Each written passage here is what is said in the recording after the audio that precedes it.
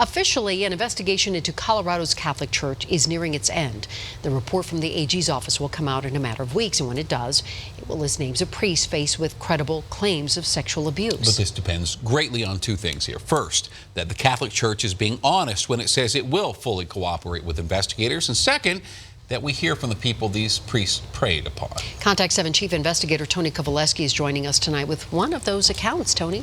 Well, and Shannon, the first goal of this ongoing review of the church is to make sure there are no known or suspected abusers active in the ministry. Well, getting to that goal requires victims willing to share their story. Tonight, our reporting begins with the story of a Colorado resident victimized in another state, now hoping her courage sparks others to come forward.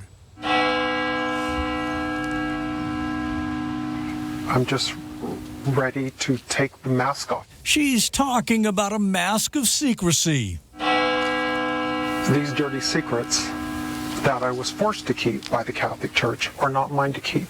Pain that spans several decades.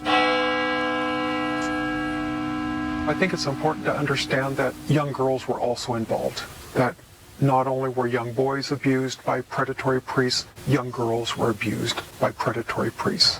She's not ready to remove the mask on her identity because co-workers and members of her family don't yet know her story. She's asked us to call her Marie. What's your opinion of the Catholic Church? My opinion is that it is a sanctioned and ordained pedophile ring. Marie says her sexual abuse happened behind these doors, inside the Holy Cross Catholic Church in Hutchinson, Kansas. I know that there was at least 3 times that it happened to me. Memories she suppressed for 5 decades. She was a 4th grader at the Catholic school. It came back to me that Father had his hands down my underpants, touching me. And how old were you? I was 10 years old. Marie says minutes after she was molested, the priest used fear as his secret weapon. I remember that when he was done, he held my hands and looked me in the face, and he said, "We're not going to talk about this. This is like confessional.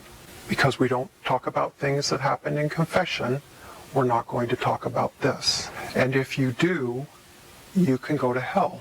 And even though I was 10 years old, I had already been brainwashed as to what hell was. And I didn't want to burn in hell. So I didn't speak about it. She didn't speak about it to anyone, and Marie says 3 years later it happened again. Same church, same priest, and 2 of his fellow priests. So you were passed around? Yes. By priests? Yes. I was targeted. Marie has told her story to investigators with the Kansas Bureau of Investigation. For accountability, she paid for this classified ad in the local paper, asking other victims to contact investigators. I put that ad in the paper because I wanted anyone who was out there that may not have come forward yet to come forward and to let them know that it's okay, that there's somebody else out there. A clear attempt to find justice more than 50 years later. Perhaps accountability for the pain that remains deep inside. I would like to burn down their church and their rectory, because I feel like that they burnt down my childhood. And that pain and those memories have Marie closely watching the ongoing Colorado investigation. I hope that it becomes public, that they release all the names of all the priests involved. Deacons, nuns, include everybody.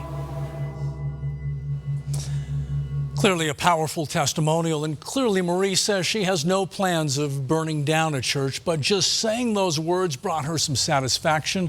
If you have anything to add to our reporting, complaints against priests in Colorado, you can reach out to me on Facebook or the Attorney General's hotline. We have that number available now at thedenverchannel.com. Also, the Kansas Bureau of Investigation is investigating her claims and many others. Much more ahead. In fact, tonight at 10 o'clock, you will see more of this story. It's part 2 of Tony's story, where he examines why Colorado is handling this investigation so much differently than other states.